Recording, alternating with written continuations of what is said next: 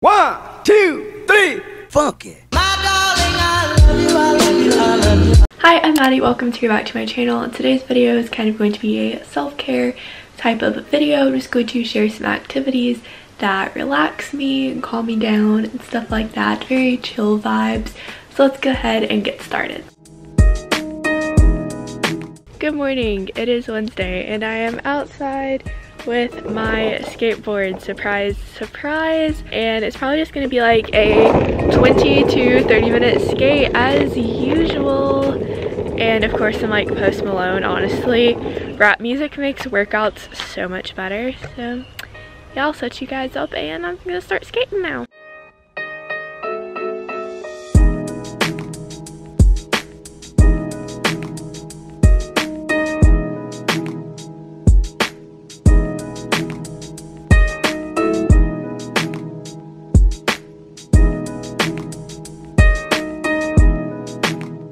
Essentially, I'm prepping to film a bullet journaling video, so I have everything sort of sketched out. So I'm going to do my weekly spreads, and I'm going to continue watching Lauren Doan's like Big Sister Q&A because it's so long and I keep watching it in sections. I take it that you have probably seen one of my bullet journaling videos at some point, and I always share my finished weekly spreads but never show how I actually do them. Basically, I use the same format in every single one of my bullet journals since I started. I think I leave 4 dot spaces at the top to write the weekday headings and the numerical dates, but then I divide each page into thirds, and then I divide each column not quite in half. I leave a little more room at the bottom because that's where my tasks go and events go at the top. In these little banners, I highlight them with a color and then write events at the top and tasks at the bottom. So this month's colors that I chose were brown, lavender, and coral. It's an ice cream theme. The full tutorial is either already up or will be up super soon. So as you can see right here, I'm just creating that highlight for some visual interest and to have some distinct headers and separation. The next thing I do is write out the headers, so I decided to use the lavender color to do this. So the headers go Monday, Tuesday, Wednesday, Thursday, Friday, weekend. I combine the weekend because normally I have less things to do on the weekend since I'm a student. I know if you're at a different stage in your life, your weekends might be way more packed and you might want to figure out a way to actually create separate columns for your weekend days. Personally, I think that's easier to do in the horizontal format, but the vertical format has worked so well for me for so long, I don't really want to change it. Next, I'm writing the numerical date across the top with a black fine liner just to keep things pretty classic, and then I always write the date range across the top for some added information. Here's what all my weekly spreads look like. There's Monday through Friday, then one column for the weekend. There's like little highlighted bands, the dates, the range of dates, and yeah, there are 4 total weekly spreads that I did for August. My entire August bullet journal setup is either already up or will be up soon. I'm in my bathroom now and I'm going to be doing a spa night tonight, and I thought that I would show you what I'm going to be using because obviously I'm not going to be filming while I'm in the bath. The first thing that I have is a bubble bar from Lush.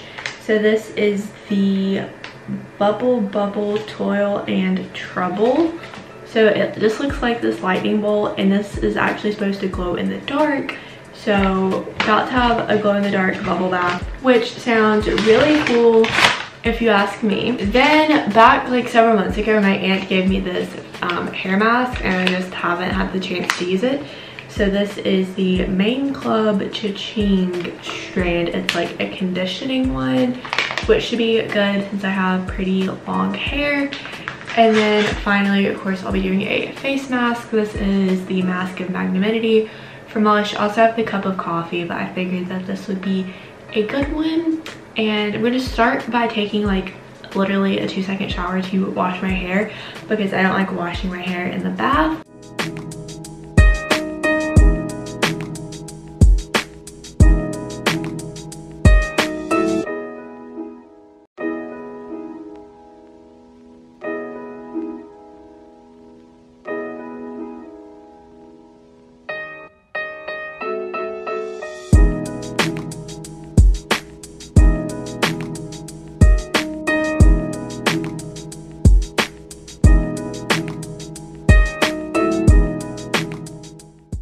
piece of self-care that I do every single night is make my room feel cozy.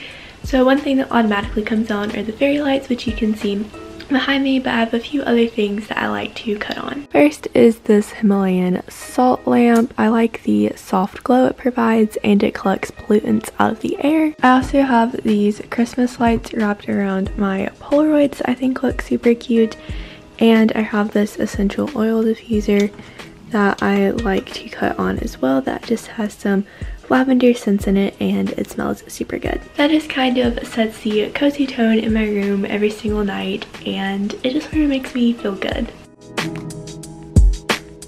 Another activity that always makes me feel really good is working out. So right now I'm getting ready to go for a little run to sort of get my blood pumping. I don't actually enjoy how exhausted running makes me feel, but I know it's really good for my body, so I thought I would include it in this video.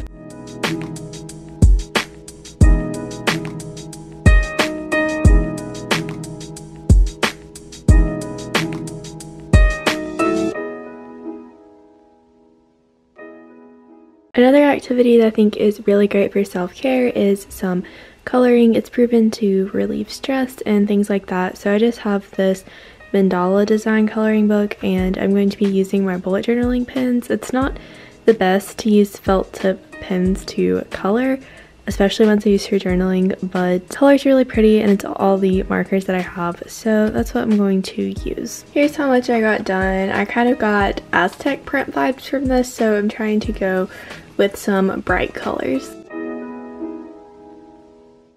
Alright, so for the baking activity, we're going to be making a cake in a mug. So for this, you'll need some milk, sugar, self-rising flour, cocoa powder, an egg, and olive oil, and obviously a mug. So the first thing you want to do is put 1/4 of a cup of self-rising flour into the mug and 1/4 of a cup of sugar. Then you want to take a fork and mix this around a little bit to making sure that there are no clumps in the flour. Then you want to add 2 tablespoons of cocoa powder and mix with the fork again because the cocoa powder can clump as well. So after that, you have all of your dry ingredients, and you want to add 3 tablespoons of milk and 3 tablespoons of olive oil or any other cooking oil of your choice. Then crack the egg, and that is all of your ingredients. So you want to mix that up very, very thoroughly so there is no flour, sugar, or cocoa powder stuck in the bottom, because that would just be disgusting. I think I probably mixed mine for a solid minute or 2, and making sure that the batter is nice and thick. Do not lick the fork or you will get salmonella. When you're done mixing, you should have a consistency such as that. Then you want to pop your mug in the microwave and put it on for about 2 minutes. Once you take it out, you do want to poke it with a toothpick and making sure that it is completely cooked, because the last thing I want is you guys getting salmonella from eating undercooked cake. But as you can see, it fluffed up very, very nicely, and she tasted so, so good. I would definitely recommend trying out this recipe. That's going to be all for today's video. If you liked it, be sure to give it a thumbs up. Comment down below any videos you'd like to be seeing from me, and be sure that you're subscribed and have the bell turned on. All of those things really help my channel grow, and I would appreciate it so, so much. I'll see you in my next video. Bye! I said it before and I'll say it again. Life moves pretty fast. It's not about personality matrixels and charts. It's all about the bumps in your heart.